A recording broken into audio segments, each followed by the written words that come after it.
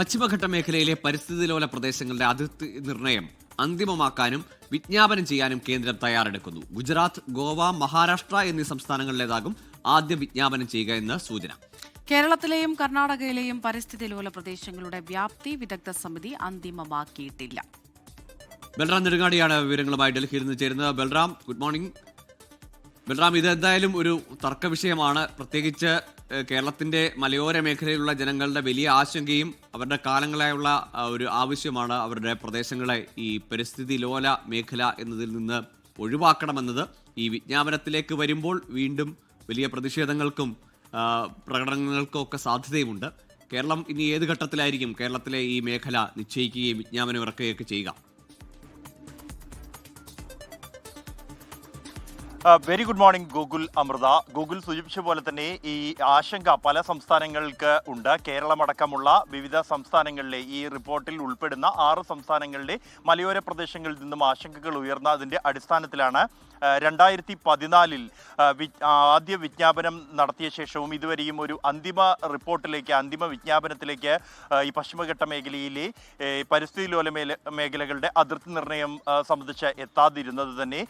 എന്നാൽ ഈ ഒരു പശ്ചാത്തലത്തിൽ, അനിശ്ചിതമായി ഇക്കാര്യം നീണ്ടുപോകുന്ന ഒരു പശ്ചാത്തലത്തിൽ ഘട്ടം ഘട്ടമായി അന്തിമ വിജ്ഞാപനം ഇറക്കാനുള്ള ആലോചനയിലാണ് കേന്ദ്ര വനം പരിസ്ഥിതി മന്ത്രാലയം ഉള്ളത്. ഒറ്റഘട്ടമായിരുന്നു ആദ്യഘട്ടത്തിൽ ആദ്യ വിജ്ഞാപനം പുറത്തിറങ്ങിയിരുന്നത്. അത് അന്തിമ വിജ്ഞാപനവും അത്തരത്തിൽ തന്നെ ഇറക്കാനായിരുന്നു ആദ്യ തീരുമാനം. അതിൽ നിന്നും മാറ്റം വരുത്തിക്കൊണ്ട് ഘട്ടം ഘട്ടമായി അതിർത്തി നിർണയം പൂർത്തിയായ സംസ്ഥാനങ്ങളുടെ വിജ്ഞാപനം ഇറക്കാനുള്ള ഒരു തീരുമാനത്തിലാണ്. ഇതുമായി ബന്ധപ്പെട്ടുള്ള ആദ്യ വിജ്ഞാപനം ഉടൻ തന്നെ ഇറങ്ങും എന്ന വിവരമാണ് നമുക്ക് ലഭിക്കുന്നത്. അതിൽ 3 സംസ്ഥാനങ്ങളാണ് ഉൾപ്പെട്ടിട്ടുള്ളത്. ഗുജറാത്തിനെ സംബന്ധിച്ചിടത്തോളം കാര്യമായ തർക്കം ഈ അതിർത്തി നിർണയവുമായി ബന്ധപ്പെട്ട് ഉണ്ടായിരുന്നില്ല. കൂടാതെ ഈ 6 സംസ്ഥാനങ്ങളിൽ താരതമ്യേന ഏറ്റവും കുറവ് പ്രദേശങ്ങൾ, പരിസ്ഥിതി ലോല പ്രദേശങ്ങളിൽ ഏർപ്പെട്ടിരിക്കുന്നതും ഈ ഗുജറാത്തിലേതാണ്. 64 ഗ്രാമങ്ങളിലായി 470 ചതുരശ്ര കിലോമീറ്ററോളമാണ് ഗുജറാത്തിലെ പരിസ്ഥിതി ലോല മേഖല. ഇത് ഇക്കാര്യത്തിൽ അന്തിമ തീരുമാനത്തിലേക്ക് എത്തിയിട്ടുണ്ട്. ഗോവയാണ് മറ്റൊരു സംസ്ഥാനത്തിൻ്റേത്. ഗോവയെ സംബന്ധിച്ചിടത്തോളം ചില ഗ്രാമങ്ങളിൽ ഏതാണ്ട് 10ഓളം ഗ്രാമങ്ങളിലെ അതിർത്തികളുമായി ബന്ധപ്പെട്ട തർക്കങ്ങൾ ഉണ്ടായിരുന്നു. ഗോവ അക്കാര്യത്തിലുള്ള റിപ്പോർട്ട് സമർപ്പിച്ചു കഴിഞ്ഞിട്ടുണ്ട്. അത് വിദഗ്ധ സമിതിയും കേന്ദ്ര വനം പരിസ്ഥിതി മന്ത്രാലയവും അംഗീകരിച്ചതായാണ് വിവരം. മറ്റൊരു സംസ്ഥാനം മഹാരാഷ്ട്രയാണ്. മഹാരാഷ്ട്രയിലും ഈ പരിസ്ഥിതി ലോല മേഖലയിൽ ഏറ്റവും കൂടുതൽ ഉൾപ്പെടുന്ന 2ാമത്തെ സംസ്ഥാനം. മഹാരാഷ്ട്രയിലും അന്തിമഘട്ടത്തിലേക്ക് ഈ കാര്യങ്ങളിൽ ചർച്ചകൾ എത്തിയിരിക്കുന്നു, തീരുമാനമായിരിക്കുന്നു എന്നുള്ളതാണ് സംസ്ഥാനത്തിൻ്റെ റിപ്പോർട്ട് വിദഗ്ധ സമിതിക്ക് അയച്ചു കഴിഞ്ഞിട്ടുണ്ട്. ഇതിനകം ആ റിപ്പോർട്ട് പരിശോധിച്ച ശേഷമായിരിക്കും ഈ 3 സംസ്ഥാനങ്ങളിലെ ഗുജറാത്ത്, മഹാരാഷ്ട്ര, ഗോവ എന്നീ സംസ്ഥാനങ്ങളുടെ അന്തിമ വിജ്ഞാപനം പുറത്തിറക്കുക. അടുത്ത ഘട്ടമായിരിക്കും കേരളം, തമിഴ്നാട് അടക്കമുള്ള കർണാടക എന്നീ സംസ്ഥാനങ്ങളുടെ വിജ്ഞാപനം ഇറക്കുക. ഇതിൽ കേരളത്തിൻ്റെതും കർണാടകയുടെയും ഈ പരിസ്ഥിതി ലോല മേഖലകളുടെ അതിർത്തിയുമായി ബന്ധപ്പെട്ടാണ് ഇപ്പോഴും തർക്കങ്ങൾ തുടരുന്നത്.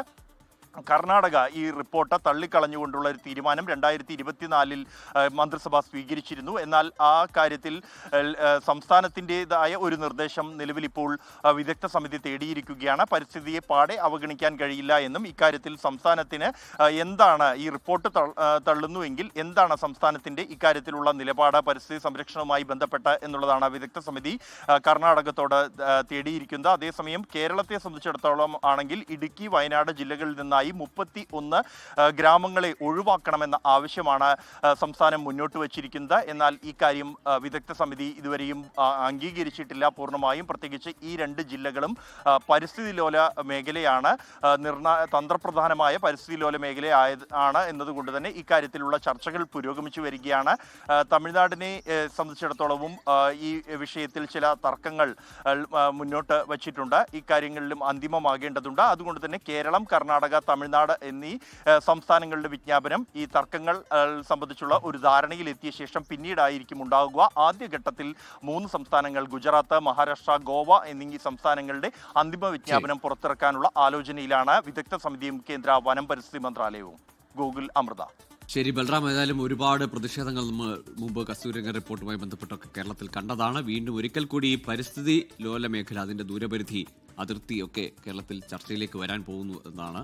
ഏതായാലും വിജ്ഞാപനം കേരളത്തിൻ്റെ കാര്യത്തിൽ ഇപ്പോൾ ഈ ഘട്ടത്തിൽ ഉണ്ടാവില്ല. പക്ഷേ അതിൽ സംസ്ഥാന സർക്കാർ എടുക്കുന്ന നിലപാട്, അത് ഓരോ സർക്കാരിൻ്റെ കാര്യത്തിൽ അങ്ങോട്ടും ഇങ്ങോട്ടും പഴി ചാരാറുണ്ട്. എങ്കിൽ പോലും മലയോര മേഖലയിലെ ആളുകൾക്ക് എപ്പോഴും ഒരു ആശങ്ക തന്നെയാണ് ഈ പരിസ്ഥിതി ലോല മേഖലയുടെ അതിർത്തിയും ദൂരവ്യാപ്തിയും ഒക്കെ.